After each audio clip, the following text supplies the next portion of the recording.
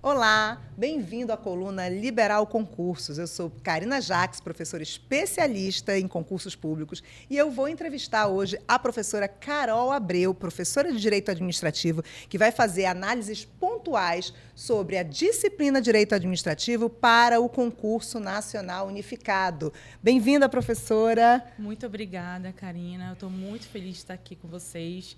E tenho certeza que a gente vai poder contribuir aí com algumas informações para os nossos alunos. Eu que agradeço, eu sei que você vai esclarecer muitas dúvidas. A gente está numa expectativa desse concurso nacional unificado, né? É a primeira vez que ele vem, muitas vagas, muitos cargos, muitos órgãos. Verdade. E a gente vai aqui fazer um panorama geral, já que ainda não saiu o edital. A gente está já na expectativa do edital sair, dia 10 de janeiro. Ele sai, então, quando sair, a gente vai trazer os professores especialistas nas diversas disciplinas. Já antecipo o convite para você. Muito obrigada. Para a gente analisar o edital. Mas, por enquanto, para quem está se antecipando e estudando, a gente vai falar um pouquinho sobre a disciplina Direito Administrativo, que é uma das disciplinas de conhecimentos básicos, não é? Perfeito. E essa é a primeira pergunta que eu quero fazer.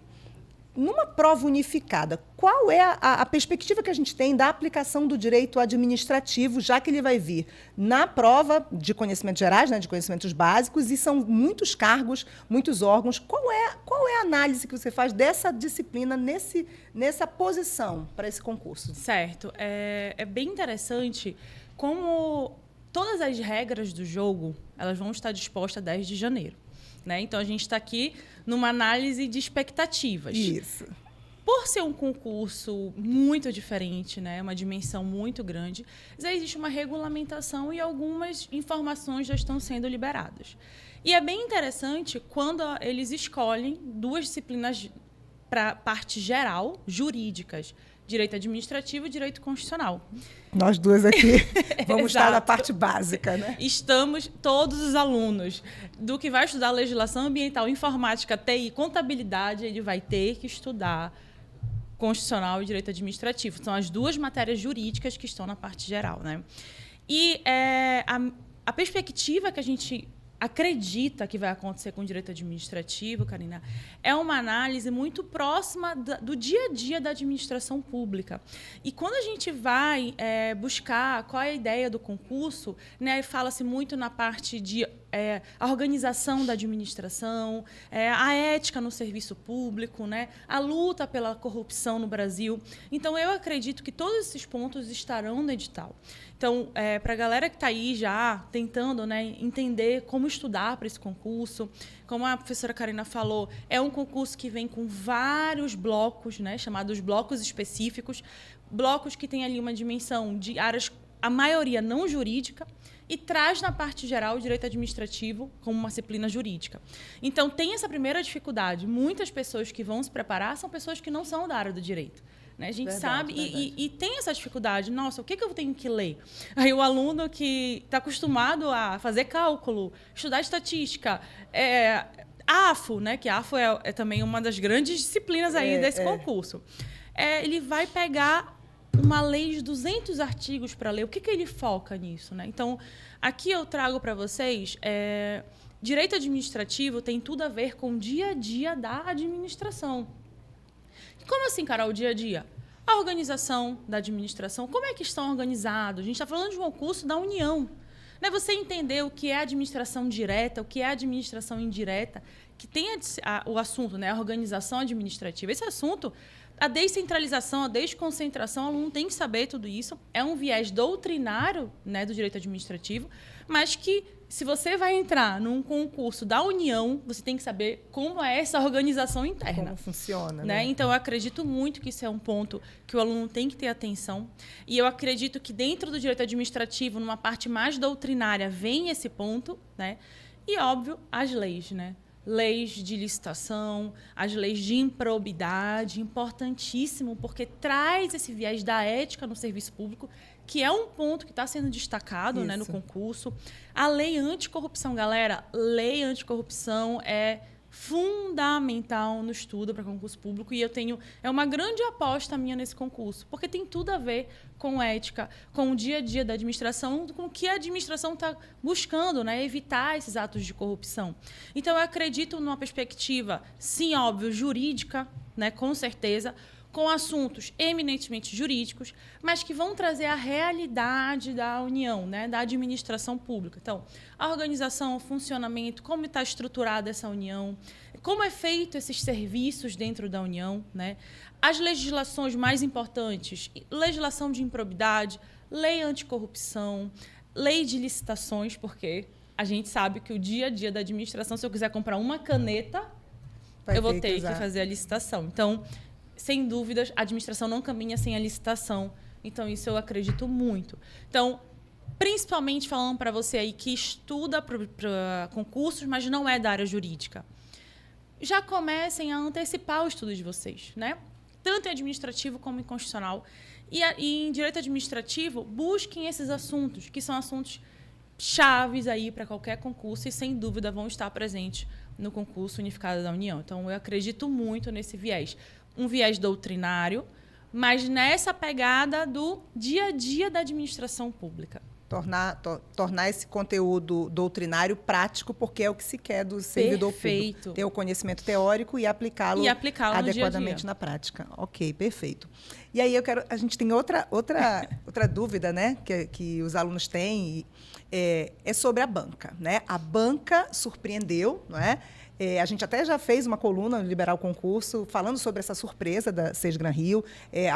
Inicialmente, 5 bancas estavam concorrendo, finalizaram FGV, Sebrasp e Sesgran Rio. Sesgran Rio não era a aposta dessas 3 últimas e Sesgran Rio ganhou. Não é? Sesgran Rio ela é conhecida como a banca que fez, né, os maiores concursos em número de inscritos, porque ela é especializada em concursos para banco. Ela faz também Petrobras, alguns órgãos da área de Minas e Energia, não é? Eletrobras, Petrobras. Estatais, né? Isso. E ela é especializada mesmo em bancos, em concursos para banco. Então, são concursos que têm muitos inscritos. Então, essa experiência dela a gente não pode negar, que está relacionado com a logística, não é, de sala de aula, localidades, cidades, enfim, muita gente ali para os fiscais de prova.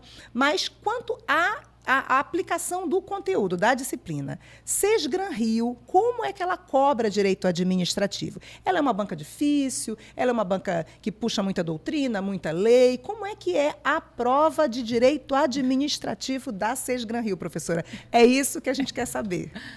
Bom, a Sesgran Rio, ela tem um tipo de questão que não é aquela questão que a gente chama letra da lei, né? Aquele decoreba, que normalmente a gente fala na sala de aula. Então, eu não acredito em questões tão simples do decoreba, do prazo, sabe? Quantos dias entre o edital e a apresentação da proposta? Questões decorebas, dias, prazo, eu não acredito muito nisso. A Sesgran Rio, ela é uma banca, já puxando um pouco o que a gente falou do primeiro ponto, que gosta de tratar com a realidade. Ela traz... É bem interessante quando a gente analisa as questões da Sesgran Rio, porque ela traz textos complementares. Primeiro alerta para o aluno. Olha. Treine questões Sesgran Rio. Por quê? Você tem que se acostumar com questões longas, questões que são introduzidas por textos de apresentação. Imagine uma prova de 100, 120 questões. Você ter que ler vários comandos longos. Isso cansa, né? E seriam, assim, o que você percebeu de provas anteriores? Textos jurídicos ou textos não jurídicos? Textos não jurídicos, dentro da disciplina Direito Administrativo, inclusive. Então, é uma questão de organização administrativa. Aí ele traz uma notícia de jornal sobre o Ministério específico lá. E aí aplica aquela notícia e pede uma informação para o aluno na questão, que é uma informação, com certeza, se o aluno tem uma base melhor, ele vai conseguir desenvolver melhor. Então, veja, não é que você não tem que ter a base jurídica. Claro que tem. Para você resolver, você vai ter que ter a base jurídica. Mas o que me chama atenção é essa quantidade de texto. E isso torna a prova mais difícil, Karina. Porque uma coisa é você ler duas linhas que te perguntam e você responde. Outra coisa é você ler 10, 15 linhas para responder uma pergunta. Interpretativa, não é? Não é só o conteúdo objetivo. Exato. Então, eu acredito muito que o português ele vai ser cobrado, óbvio, como disciplina, mas as pessoas que estão mais capacitadas para fazer leitura, interpretar, elas vão estar à frente da Sesgran Rio. Por quê? Por esse viés da banca. Mas não para aí, né? vai ser uma prova no que tange a direito administrativo. Vão ser professores de direito administrativo que vão realizar a prova, então tem um viés jurídico. Eu acredito muito também que vão vir questões mais doutrinárias, né, do âmbito jurídico mesmo. Letra da lei, nesse sentido mais trabalhado, não no sentido diretão do decoreba. Não seca, né? Seca. Não. Quantos dias? Não. Entendi. Eu acho que no sentido mais trabalhado, né? Hoje em dia, o direito administrativo ele evoluiu bastante. A gente não vive mais o direito administrativo burocrático. Qual era o direito administrativo burocrático? A própria administração só pensava no processo. Como fazer esse processo? Só isso. Eu quero só atingir o processo. Não se pensava no fim, que é a resolução do problema. Hoje a gente vive a administração gerencial, onde a perspectiva é pela solução do problema. É resolver o problema, a própria Constituição traz isso. Então, a gente vai buscar outras formas de resolver. A gente fala em eficiência na administração pública. Eu relacionei com o princípio da eficiência. Perfeito, que ele não vem desde a Constituição de 88, né? Ele vem posteriormente, pela emenda pela reforma administrativa. Então, assim, muda mesmo a perspectiva. E quando a gente fala de eficiência, a gente tem que trazer isso para o nosso dia a dia. Servidor, vou ficar preso no processo ou se em algum momento eu entender que ali eu posso gerar maior eficiência, eu vou buscar isso também? Sim. A legalidade ela é tão importante quanto a eficiência para a administração pública. Então, eu acredito, sim, em questões mais legalistas, né, trazendo a letra da lei, mas leitura da lei em que sentido? Conceitos, artigos mais amplos, que você mostre para a banca que você entendeu aquilo juridicamente falando, né? Qual é a modalidade de licitação? O que essa modalidade tem de novo? Isso está na lei. Mas você vai ter que mostrar para a banca que você entendeu, não é no sentido decoreba da coisa. Eu acredito muito nessa questão, essa mistura de letra da lei nesse sentido mais contextualizado, tá? Não a lei pura e direta no sentido decoreba. Isso, inclusive, facilita para o aluno não jurídico. Porque eu acho que eles vão ter essa visão. Verdade. Né? Verdade. E essa tua resposta agora, Carol, me fez ter uma outra reflexão agora. Eu quero até compartilhar isso como uma forma de pergunta. A gente está falando de direito administrativo como disciplina básica, né? Mas foram divulgadas algumas informações sobre o conteúdo básico, Sim. né? Mas ainda virão as provas, né? Porque são duas provas, o conhecimento básico e específico. Eu acredito que o direito administrativo possa entrar também no específico para algumas carreiras, inclusive com prova discursiva. Porque virá, não é? Isso é uma coisa até que eu nem planejei perguntar isso, mas a tua resposta me deu esse insight de lembrar. Claro que a gente está falando de um edital que não saiu ainda, não é? A gente está na expectativa, mas há uma possibilidade, não é? Lógico. Porque já ocorreram outras provas que o direito administrativo veio como tema de redação, por exemplo, ou como discursiva dentro de AFO, administrativo, ética, que é trazer essa competência para o novo servidor, né? O candidato a servidor público. Uma análise muito boa. E, assim, eu percebo muito, nas últimas provas, inclusive, você pega prova de nível médio. Tá? Por isso eu quero muito falar aqui com você, que é concurseiro, que não é da área jurídica, não deixe para depois. Esse estudo jurídico ele precisa ser feito agora. Né? Você precisa começar a construir a base. É diferente de um aluno que fez 5 anos de faculdade. Verdade. Que já ouviu ali coisas que... familiarizado com alguns termos, né? Então, vocês têm que olhar. A gente tem visto, Karina, provas de nível médio, né? Trazendo questões eminentemente jurídicas, que cobram ali direito administrativo, constitucional, mas questões mais difíceis.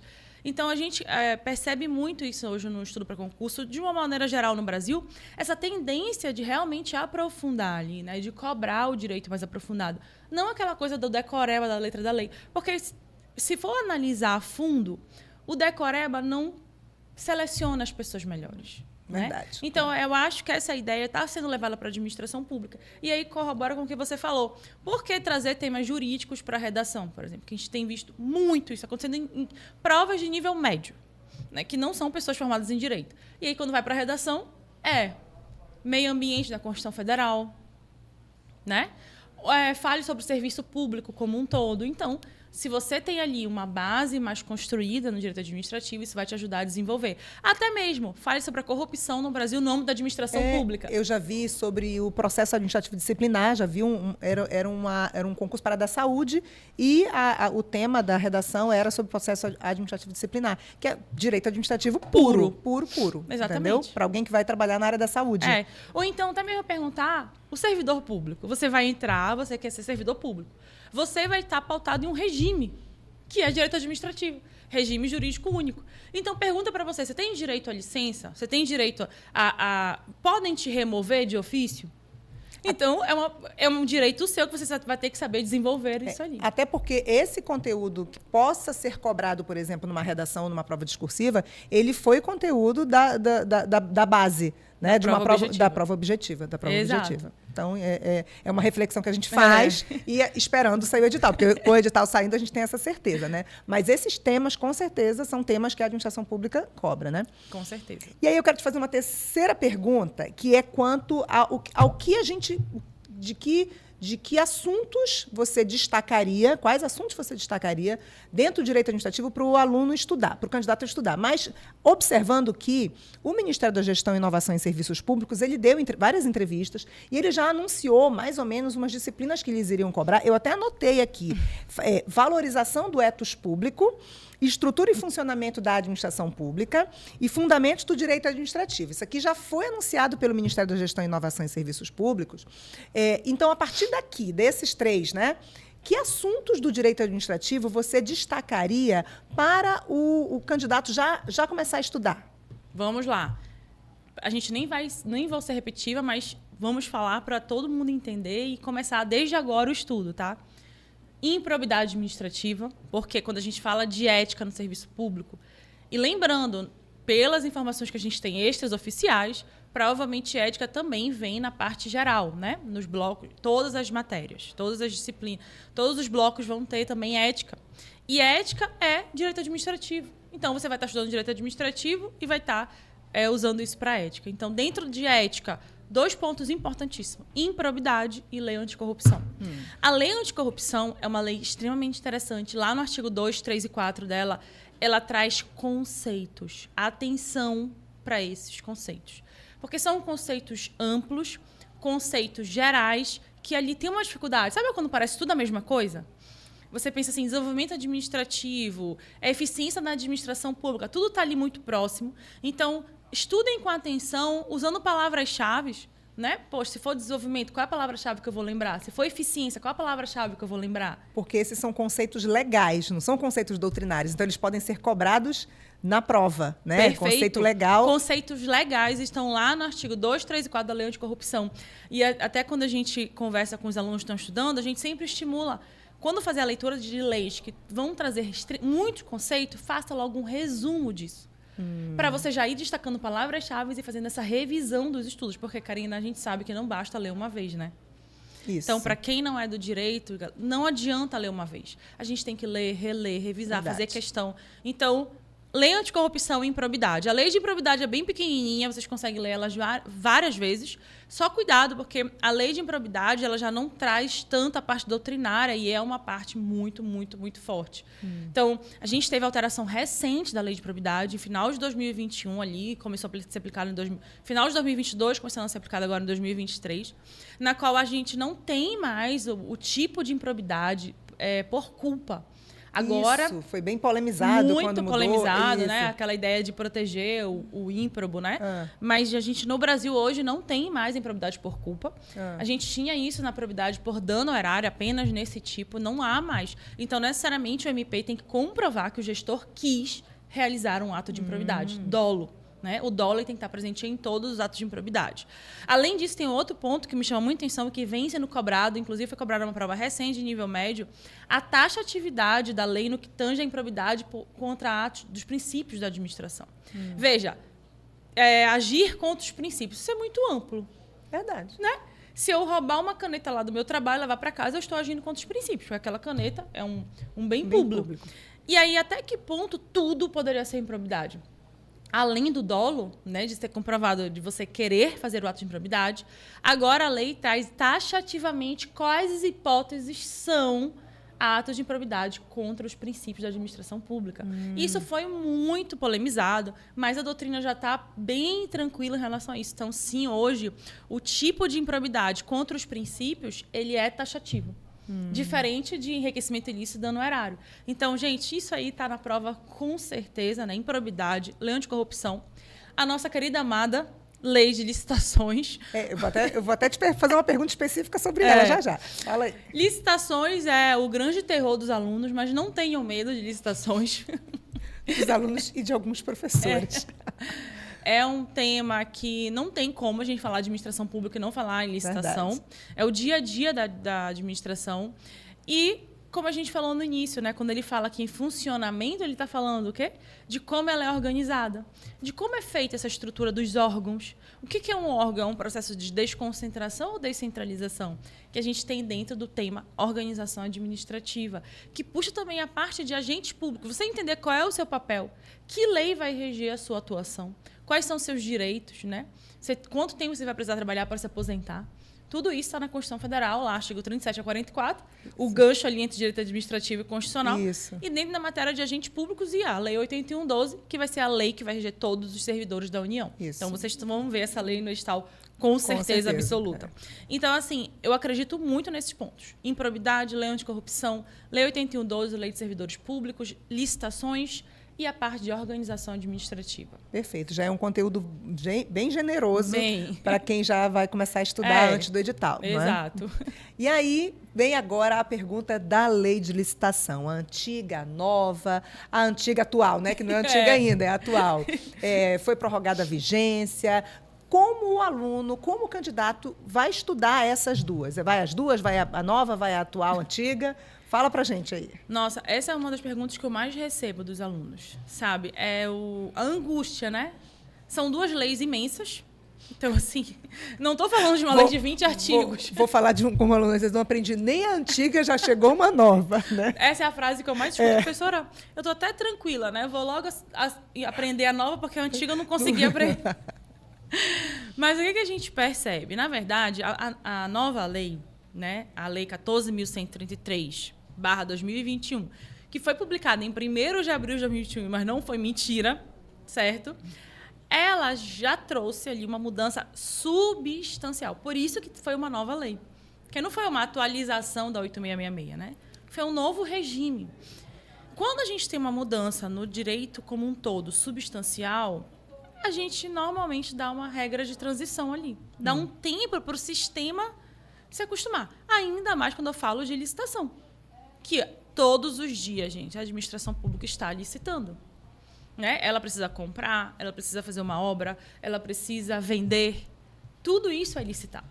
Então, a nova lei 14.133 trouxe já no seu artigo 197, inclusive, a regra de transição. Olha, presta atenção quem trabalha com licitação. Essa lei aqui, necessariamente, só vai poder ser ela, e vocês não vão mais poder utilizar a 8666 a partir de 1º de abril de 2023, que era a previsão inicial. 2 anos de transição.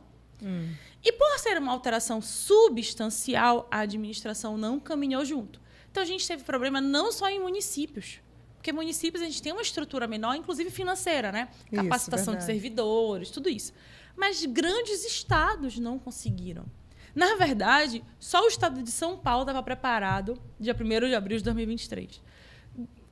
Os governadores se reuniram junto ao presidente e falaram, não, a gente precisa ir. E foi feita uma MP 1167, que prorrogou a Lei 8666 até o dia 29, está chegando, de dezembro de 2023. Então, não é que a lei nova não está valendo, ela já vale desde o dia 1º de abril de 2021. Inclusive, temos vários contratos com base na lei nova. O Estado de São Paulo tem vários, a União já tem também. Mas, agora, a partir de 29, aliás, dia 30 de dezembro, né, porque até 29 a 866 ainda está valendo. 30 de dezembro não tem mais como ser aplicada a Lei 8666. E aí é interessante a gente falar só um detalhe sobre isso. Não tem mais como ser aplicada significa dizer que não vai mais a administração pública poder, a partir do dia 30, comprar lá no contratozinho administrativo, não vai poder constar a Lei 8666. Mas, contudo, todos os contratos firmados até 29 de dezembro de 2023, que estão lá com a letra 8666, né, na ementa do contrato, vão continuar vigendo com base na Lei 8.666.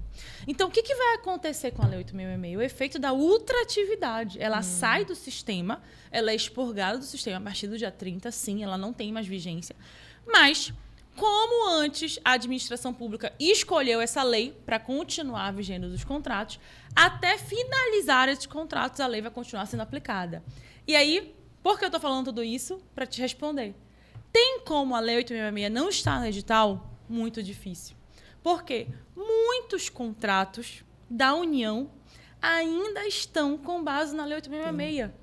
Então, o servidor vai chegar lá com um contrato vigente, né? Com base na 8.666. O servidor ele tem que estar totalmente lógica a tua argumentação. Tanto com a 8.666 quanto a 14.133. Porque quando ele pegar o contrato, ele tem que falar, deixa eu ver qual é a lei aplicada. Ah, tá, 8.666. Então, vamos para 8.666. Esse contrato vai ser vigente até 2028. Até 2030. Então, e foi feito antes. Então, isso. Ela é 8.666. Perfeito. Entendeu? Então, a prática do servidor. Do servidor. Por isso que eu não visualizo um edital só com a Lei 14.133. Isso é uma aposta, né? Óbvio, uma aposta pautada em quê? Em todos os editais que a gente vem analisando. Nenhum vem só 14.133. Todos os editais vêm com as duas legislações. Tem uma ressalva, né? O edital do CNU vai sair já no momento que a 8.666 não tem mais vigência, tá? Ele já vai sair ali, provavelmente, 10 de janeiro, onde a 8.666 não tem mais vigência. Mas por essa argumentação que eu estou trazendo, nessa necessidade do servidor ter contato com a lei, eu acredito sim que também vem a Lei 8.666. Mas para não deixar vocês desesperados e angustiados, nossa, eu vou ter que ler duas leis, né? A 8.666 tem 120 artigos, a 14.133 tem 200 artigos. Bastante. Fora as outras leis que compõem a 8.666, a lei do pregão, o RDC. Eu acredito que a lei cobrada mesmo, aqui você vai ter que saber, se debruçar, estudar, é a nova lei.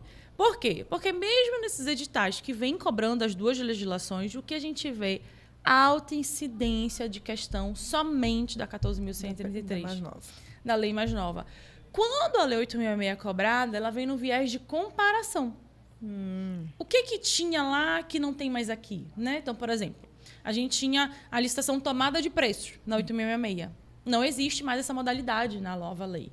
Então, a tomada de preço deixou de existir? Sim. O convite deixou de existir? Sim. O que tem de novo? Ah, o diálogo competitivo. Então, esse comparativo eu vejo ele sendo cobrado. Tá? Então, é sempre bom vocês estudarem por materiais que têm esse comparativo. Não tem, gente. É humanamente possível pensar no aluno, ler a Lei 8.666, ler a 14.133. Isso vai até prejudicar o estudo dele. Então, eu indico para vocês a leitura da nova lei, né? Inclusive com os pontos doutrinários que ela tem. E quando for um ponto de destaque do próprio material, porque a maioria desses materiais vão trazer os livros, vão trazer esse comparativo, você, opa, isso é um alerta. Eu tenho que saber comparar. O que deixou de existir, o que tem de novo, o prazo que mudou, eu acho que é importante.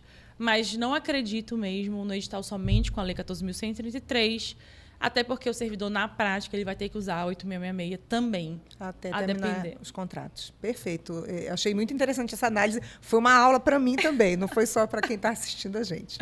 E aí, professora, eu quero finalizar essa entrevista, muito, muito gratificante mesmo, que a gente aprende, né? Com um pedido para que você traga para o nosso internauta orientações, para quem vai fazer esse concurso para o CNU, que orientações você dá de estudo do direito administrativo? Ótimo. Primeiro, não fujam da letra da lei. A gente percebe um movimento, principalmente da área não jurídica, inclusive da área jurídica, né? Dos alunos tendo dificuldade, não querer estudar por lei. Não fujam, porque, como a gente falou, os conceitos estão lá, a base do que a doutrina vai desenvolver está na lei. Então, você tem que ler a lei para poder desenvolver melhor numa prova, tá? Então, eu acho, principalmente pelo que a gente trouxe aqui, esses pontos, né? Improbidade, a lei do regime jurídico da União, 8112, lei de licitações, é importante o aluno ter o momento do seu estudo com base em lei. É importante também você ter um material, primeiro, atualizado, né? A gente sabe que, infelizmente, o direito ele caminha muito rápido. Então, às vezes a gente recebe aluno, ele fala, não, Carol, meu livro é novo, é de 2021. Não é. Infelizmente... Nem o de 2023 é novo. Exatamente. A gente já teve uma mudança substancial na licitações e na improbidade. Então, assim, já não está mais valendo aquilo, sabe? Então, cuidado com o material desatualizado. É um ponto que eu coloco em alerta, porque você está ali se esforçando para estudar e está estudando errado. Então... E principalmente para quem não é da área do direito, que às vezes não acompanha. Exato. Que houve atualização mês passado, por exemplo. Até a gente mesma, né, Karina? Por exemplo, eu sou professora de direito administrativo, trabalho com mentoria, mas a gente não tem como saber tudo que está atualizado no direito. Isso. Sempre que eu vou analisar um tema, a primeira coisa que eu faço é entrar no site do Planalto. Eu digo quando eu entro em férias. Quando eu entro em férias e fico uns dias de férias off, e eu vou dar uma aula de constitucional, eu digo, meu Deus do céu, saiu uma emenda nessa semana que eu fiquei na praia. Exato. E assim, a gente não tem controle, a gente não sabe. Então, é realmente entender essa dificuldade do ser humano. Somos limitados. Qualquer lei que você for ver, eu indico você buscar no site do Planalto. Porque essa lei vai ter sido atualizada naquele dia. Isso. E você não vai ter risco de estar lendo nada desatualizado. Isso. Então, a legislação, o material atualizado. E, gente... Qual é a chave do estudo para concurso, que eu acho, né? É você treinar. O treino, ele faz parte do seu estudo, ele tem que fazer. E como é treinar? É fazer questão. A gente já sabe que isso não vai mudar, né? A gente já sabe que a banca, se tem uma coisa que a gente sabe, é a banca, que é Sesgran Rio. Então, façam questão, né? Façam simulados, pegam provas de outros concursos, seja direito administrativo, constitucional, das matérias básicas, né? Que você já tem ali mais domínio. E comecem a treinar. E isso tem que ser feito de forma estratégica e planejada, né? A gente vê a maior dificuldade nesse sentido. O aluno vai sentar para estudar e falar, nossa, o que eu estudo hoje? Eu vou estudar licitações. A licitações é uma matéria imensa. O aluno não consegue começar e terminar em um dia. Aí, no outro dia, ele já estudou outro assunto, passa 2 meses, ele nem voltou para licitações ainda, né? Então, é importante que vocês tenham esse estudo planejado, estratégico, no sentido de sempre estar retornando àquele ponto que você já estudou, que a gente chama isso de revisão. A revisão ela é que vai fazer você sedimentar essa informação e acertar um nível maior de questão. Sedimentar a informação e acertar um nível maior de questão. Então, essa visão do estudo de ciclos, onde eu estudo hoje, mas volto daqui a 2 meses, 1 mês, enfim, dentro do seu planejamento, ela é muito importante para você sedimentar a informação. Porque, mesmo para as pessoas da área jurídica, mesmo para a gente que dá aula de concurso, se eu ler uma coisa de direito empresarial hoje e nunca mais olhar para aquilo, daqui a 2 meses eu não sei mais nada. Então, você precisa, né, tá fazendo essa revisão. E, inclusive, aqui, independentemente da disciplina, tá? E façam um estudo de maneira ampla. Olhem para o edital e falem quais são os pontos que eu tenho mais dificuldade aqui. Já comecem por essas disciplinas. Não comecem uma disciplina só quando terminar outra. Façam um estudo que vocês consigam ali organizar por semana o contato com vários assuntos, várias disciplinas. Estudo para concurso é estratégia. Não é fechar todo edital, não, como muita gente pensa. Então, o direito administrativo ele vai ser um ponto importantíssimo para essa prova, eu não tenho dúvida. O direito administrativo ele é um ponto de início e de fim da administração. Então, ele é o dia a dia. Então, você estudar direito administrativo vai lhe ajudar como um todo na prova. Como você mesmo falou, não só na parte básica, mas entender melhor AFO, entender melhor ética e, quem sabe, ali até mesmo uma discursiva que traga esse ponto. Então, não negligencie essa disciplina jurídica. E é possível, né? É muito bom a gente falar isso. É possível, não é uma coisa que não tem como o aluno aprender. Não, é possível. As pessoas têm que acreditar. Eu acho que eu falo muito com os alunos. Acreditem no potencial de vocês.